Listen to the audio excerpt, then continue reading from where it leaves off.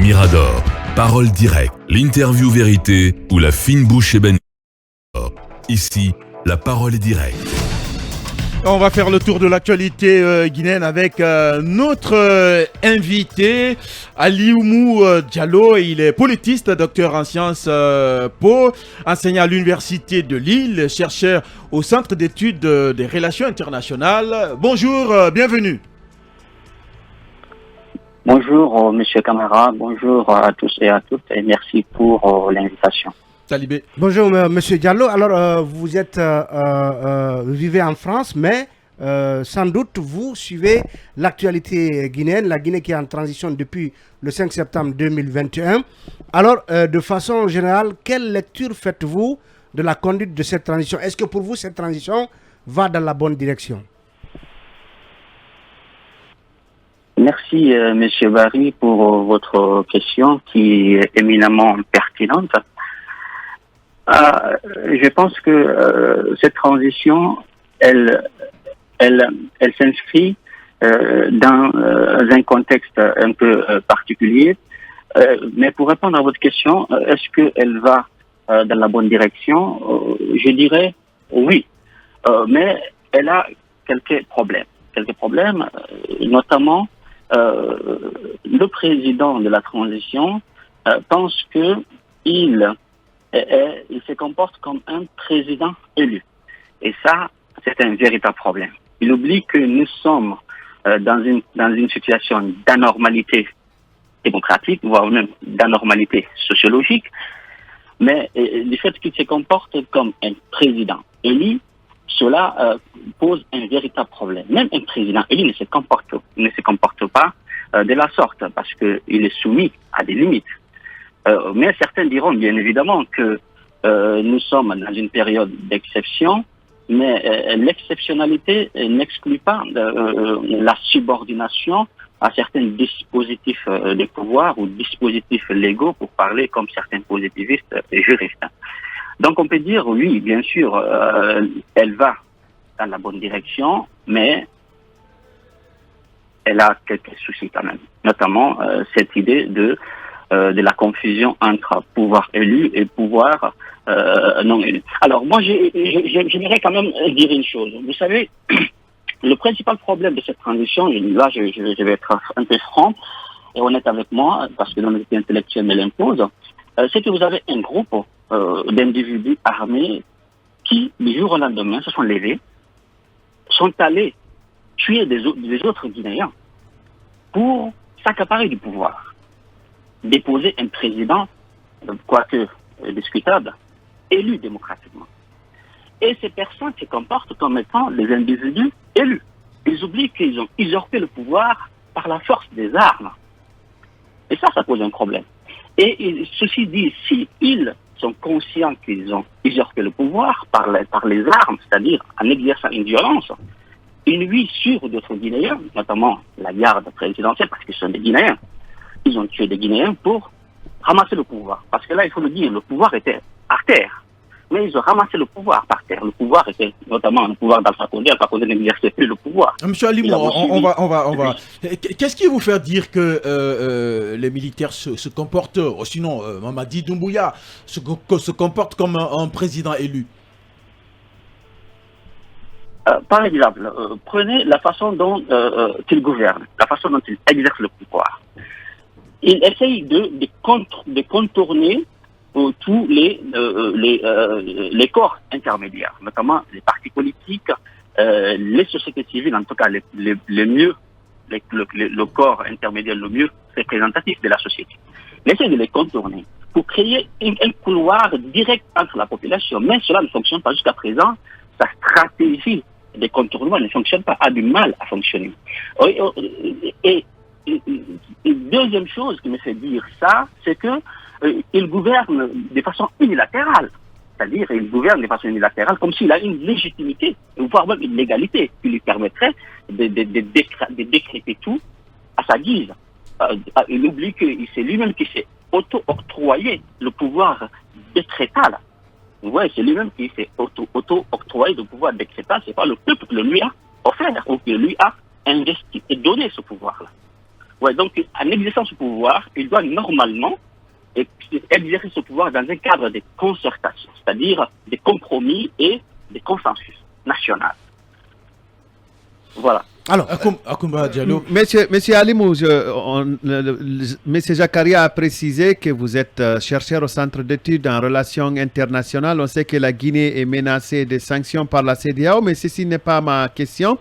La Guinée a mis en place une cour de répression des infractions économiques et financières. Vous observez les travaux de cette cour à distance. Que pensez-vous de la lutte contre la corruption, en tout cas le modèle CNRD? Que pensez-vous, quelle orientation pourriez-vous suggérer au fonctionnement de la CRIEF, la Cour de répression des infractions économiques et financières? Merci, Monsieur Diallo, pour votre question. Je pense que cela nous ramène à nous questionner sur la place des tribunaux d'exception en période d'exception. C'est-à-dire, vous avez là une équipe gouvernementale qui a décidé de mettre en place, d'inventer un dispositif de répression. Mais si nous regardons les structures d'opportunités politiques, vous parlez comme Sidney Saro, vous verrez qu'il y a un problème de légitimité qui se pose. Un problème de légitimité. Pourquoi? Premièrement, ils disent vouloir faire ce qu'on appelle la reddition des comptes, c'est-à-dire et contrôler les comptes publics, épurer les comptes publics. Mais la façon dont eux-mêmes ils se comportent ne crédibilise pas l'opération. Pourquoi? Primo, vous regardez, si vous êtes d'accord avec moi que l'une des particularités de toute opération d'épurement des comptes publics, c'est la transparence dans la gestion des affaires publiques. Et ils ne sont pas transparents. Ils ne sont pas transparents, c'est l'opacité totale dans la façon dont ils mènent cette transition. Ils avancent masqués au sens figuré du terme et au sens propre du terme. Ce sont des individus taboulés, excusez-moi, mais aussi nous ne connaissons pas quels sont les gens qui décident à la place du peuple en réalité. Et deuxième, concernant la CRIEF, des gens qui n'ont même pas déclaré leurs biens, ils n'ont pas encore déclaré leurs biens, ils n'ont même pas fait d'abord nos bilans de leur coup d'État. Ils ne nous ont pas expliqué comment ils ont fait ce coup d'État. Ils nous ont dit pourquoi ils ont fait le coup d'État. Mais comment ils ont fait le coup d'État et qu'est-ce qu'ils ont trouvé dans les caisses de l'État. C'est important. Il faut qu'ils nous disent au peuple eux-mêmes comment ce coup d'État s'est déroulé et qu'est-ce qu'ils ont trouvé dans les caisses de l'État. Et qu'est-ce qu'ils ont, leurs avoirs, il faut qu'ils les déclarent au peuple. C'est important. Comme ça, ils seront crédibles aux yeux de l'opinion. Bien sûr, c'est très important. Tout le monde est d'accord. Il faut un véritable contrôle des comptes publics. Tout le monde est d'accord. Personne n'est contre cette idée. Mais la façon dont ils mènent ces opérations amène à se poser des questions, notamment sur la politisation de cette institution exceptionnelle qui est la Cour de répression. C'est-à-dire, il y a un risque. Il est celui-ci. On va utiliser ce cours, parce que oui, les juristes positivistes me diront que oui, maintenant, de toute façon, ils sont libres. Mais moi, en tant que politiste, je ne suis pas dupe. Pourquoi une cour de répression par une autre forme de cour de contrôle? Pourquoi une cour de répression à l'image de la CRIEF? Ils ont choisi. Pourquoi ont-ils choisi ce cours? Pour moi, ce n'est pas anodin. Il y a une explication politique derrière.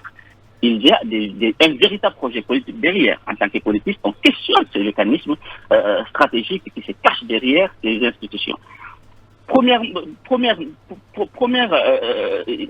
chose qu'on pourrait relever concernant l'institutionnalisation de cette cour. Le premier risque, je voulais dire, le risque, c'est d'utiliser cette cour à des fins de règlement des comptes.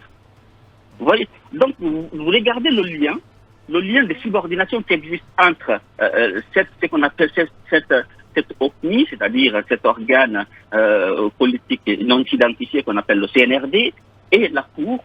Il y a un lien. Le lien, c'est cette figure politique qu'on appelle l'agent public de l'État.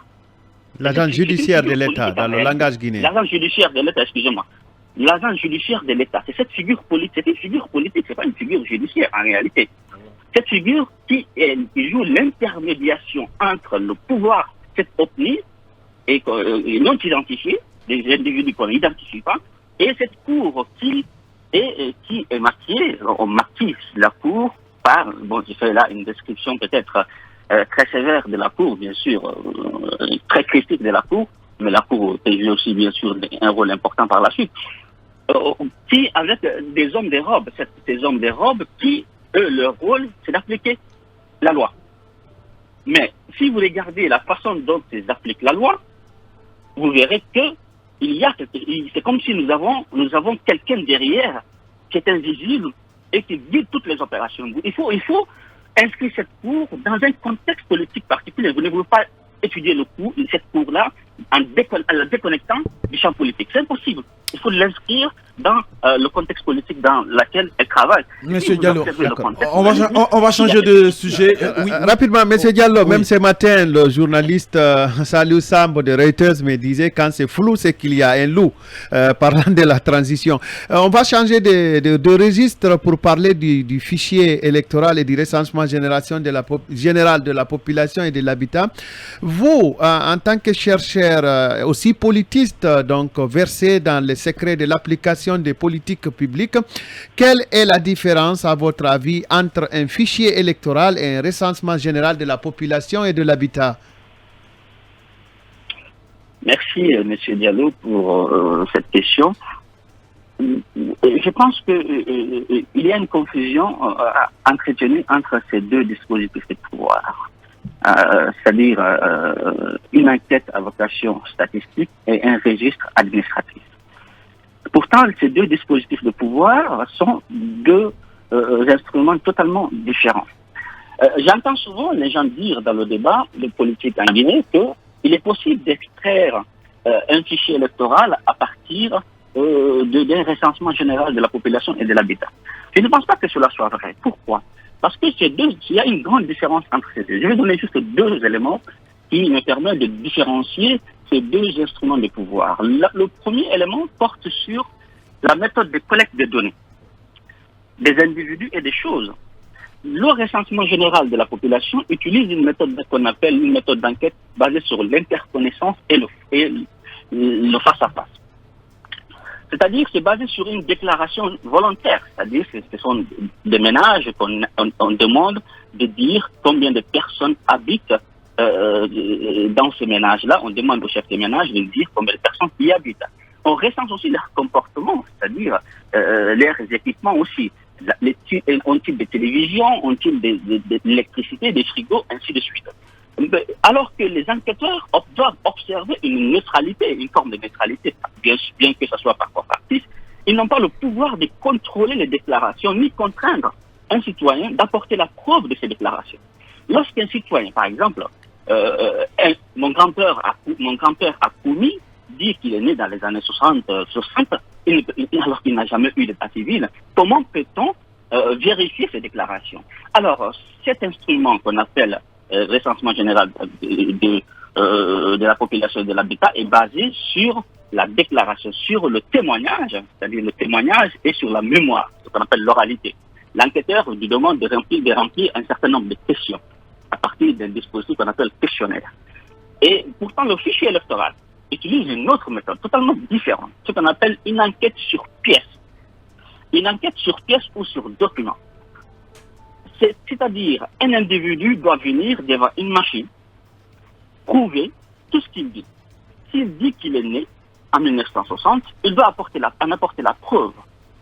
C'est-à-dire, l'agent administratif doit lui demander de fournir les preuves de ces déclarations.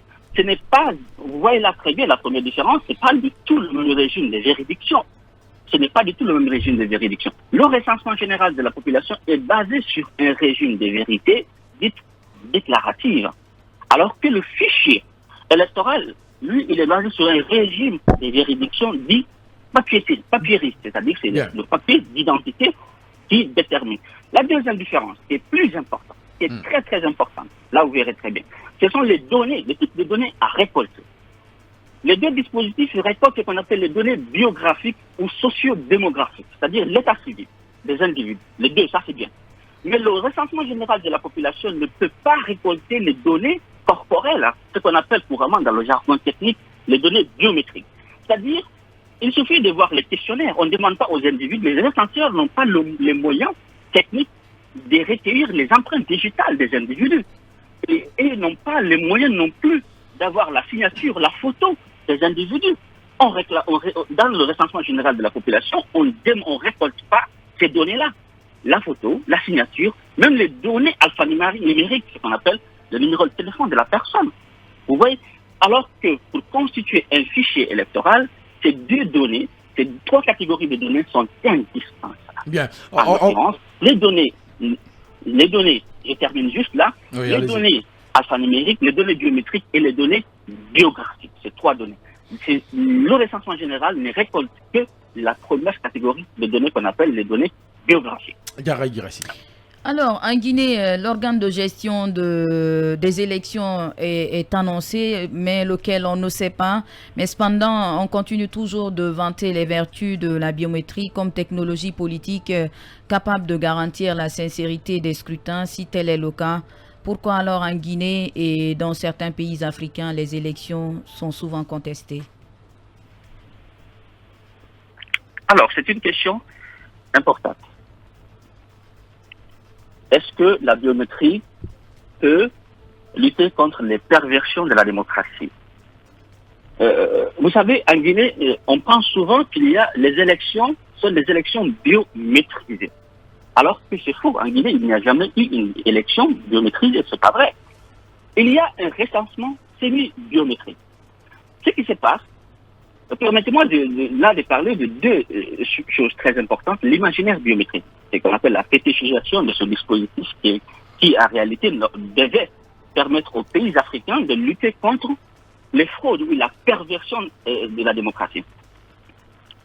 Ce qui se passe, il y a des firmes internationales qui, depuis des années 2000, à partir des attentats du 11 septembre, ont fait de la biométrie un instrument qui permet de lutter contre la mobilité des individus d'abord et ensuite de lutter contre les fraudes électorales. Mais il y a une connivence qui s'est installée entre les gouvernants, c'est-à-dire ceux qui gouvernent, et ces firmes internationales. Prenez le cas de la Guinée. En Guinée, lorsque vous arrivez pour vous faire recenser, les firmes qui ont produit ces dispositifs-là, ce sont des enquêtes, je parle là vraiment des enquêtes qui ont été réalisées sur la Guinée, sur le cas, ainsi de suite. On désactive les modules. Les modules parfois certains agents de la CENI même le savent, hein, et désactivent les modules du logiciel, certains modules. Vous entendez souvent en Guinée dire qu'il y a des doublons. Pourquoi il y a des doublons? Si la biométrie est appliquée, c'est impossible qu'il existe des doublons. C'est pas possible. Non, il nous reste très peu de temps. Je vais vous demander d'être bref. On a des questions à vous poser. On change de sujet. Venons-en aux assises nationales. Mohamed Kaba. Alors, je vais juste terminer là. C'est très important. Rapidement, oui. Une élection biométrisée, c'est d'abord l'enregistrement, l'authentification et la certification du vote. Le jour de l'élection, qui a vu des machines ou des capteurs d'empreintes digitales dans des bureaux de vote? Ça n'existe pas. Ce sont des encres qu'on utilise. Ça n'existe pas. Normalement, dans les contrats, ça existe. Il faut que la firme livre des kits au niveau de chaque bureau de vote. Très bien, c'est compris. Les kits, voilà. Alors, monsieur Ali, nous parlons à présent des assises nationales. Selon vous, pourquoi le choix du format assises nationales et non pas commission vérité, justice, et réconciliation? Oui, merci monsieur Kaba. Moi, je pense que le choix de ce format assise nationale à la malienne n'est pas du tout une bonne chose. On aurait pu opter pour une commission permanente de justice, vérité et réconciliation. Une commission qui serait pluridisciplinaire, avec des sous-commissions qui va opérer un partage précis des tâches. L'autre limite de ce format que je trouve dommage, c'est la durée. La durée, en 3 semaines, nous avons là une équipe qui prétend épurer un demi-siècle marqué par des douleurs. C'est-à-dire, ils veulent épurer notre histoire. Mais c'est en 3 semaines, c'est impossible. Il faut au moins des années. Il faut qu'il y ait une commission qui va travailler de façon sereine, de façon continue, pour essayer d'épurer ce passé-là. Ça, c'est fondamental. En 3 semaines, je pense, on veut plus montrer qu'on fait quelque chose que de faire en réalité le vrai travail. L'autre question, monsieur Alimou, c'est sur le choix notamment des membres du comité national des assises. On sait qu'ils ont été, disons, pris par cooptation et ensuite confirmés par décret du président. Est-ce qu'ils ont, à votre avis, la légitimité requise pour conduire ces assises nationales? Merci pour votre question. La façon, je pense que la façon dont la représentation a été conçue et mise en œuvre est fondamentale, révèle 2 choses. D'abord, ce sont des gens qui ont été recrutés par cooptation. Vous entendez les membres même dire que c'est parce qu'ils ont des compétences personnelles qu'ils ont été recrutés. Mais moi, il y a un problème. Il y a un problème si vous regardez la trajectoire de certains membres de cette commission. Leur trajectoire doit avoir des personnes qui ont appartenu à des groupements politiques qui ont été accusés à un moment donné d'avoir commis certains torts à notre pays. Je pense à un membre particulier, par exemple, du Sénat, de ce comité, qui a été membre, a été directeur ou directrice, je ne sais pas, des campagnes d'un candidat qui a inventé une histoire, ce qu'on appelle une histoire de l'eau empoisonnée en 2010. Cette histoire qui a failli plonger notre pays dans une guerre civile.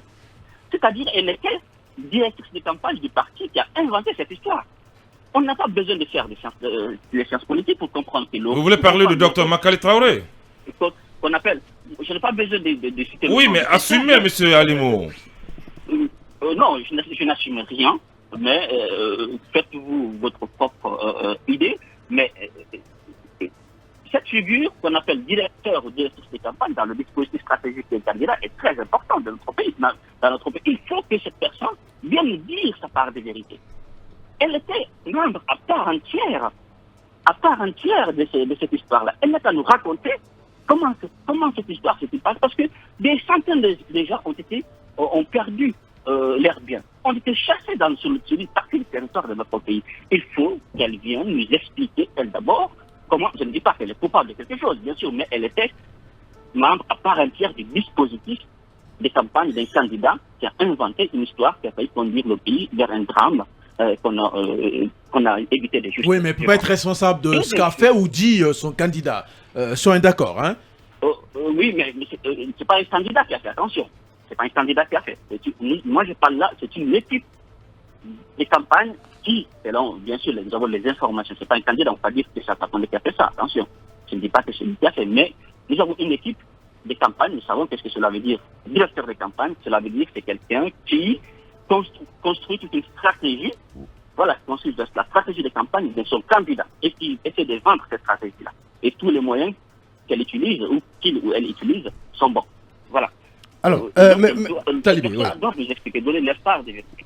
Alors, monsieur Alimou, Deuxième chose, je termine juste, oui. Là, je termine juste.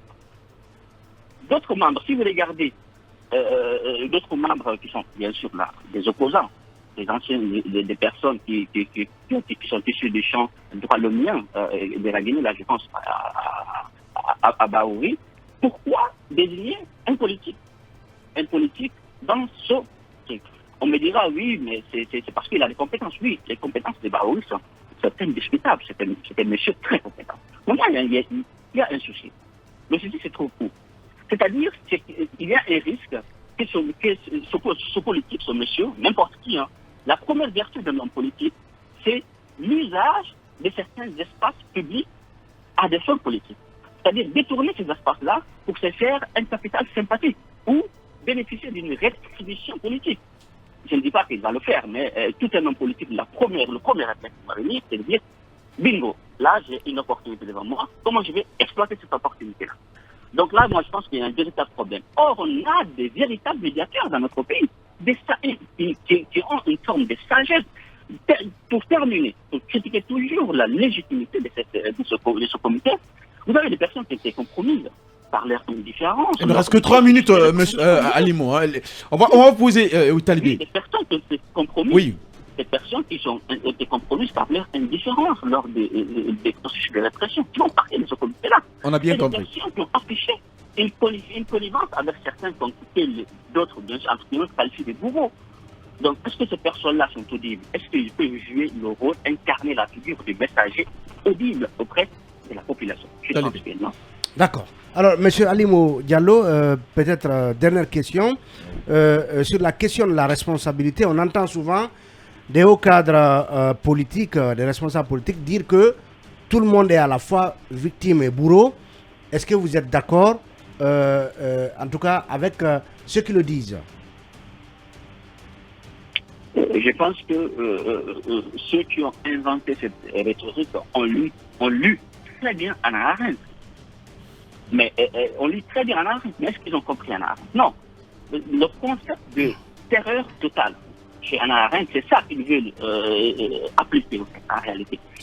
Cette juive allemande qui s'est exilée aux États-Unis, ouais. Hannah Arendt. Justement, cette juive, justement. Et tout le monde est responsable à un moment donné de l'histoire. Tout le monde a été bourreau et victime.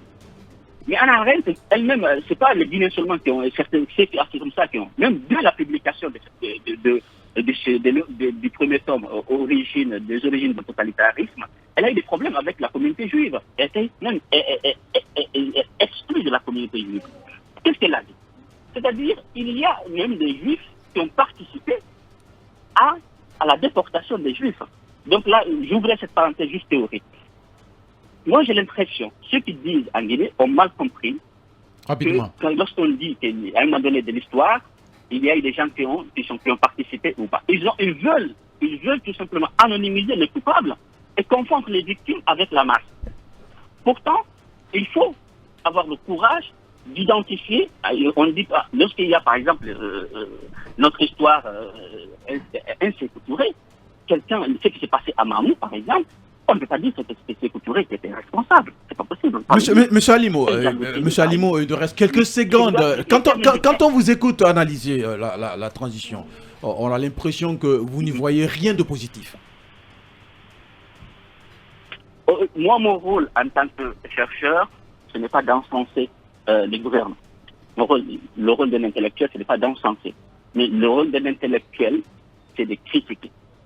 Et certains vont voir dans mes critiques comme si je suis un ennemi de la transition. Non, je suis le meilleur ami de la transition. Pourquoi? Parce que moi, j'ose critiquer. Je ne ferme pas les yeux sur le tard de cette transition. Il faut critiquer. Le rôle de l'intellectuel, c'est de critiquer. Merci. Utiliser la capacité critique. Et non d'encenser les gouvernants. Parce qu'ils jouent leur rôle. On ne les encense pas et on n'est pas des laudateurs. Merci, grand merci à vous, monsieur Alimou Diallo, chercheur à Sciences Po Paris. Merci pour toutes ces réponses. C'est la fin de Mirador.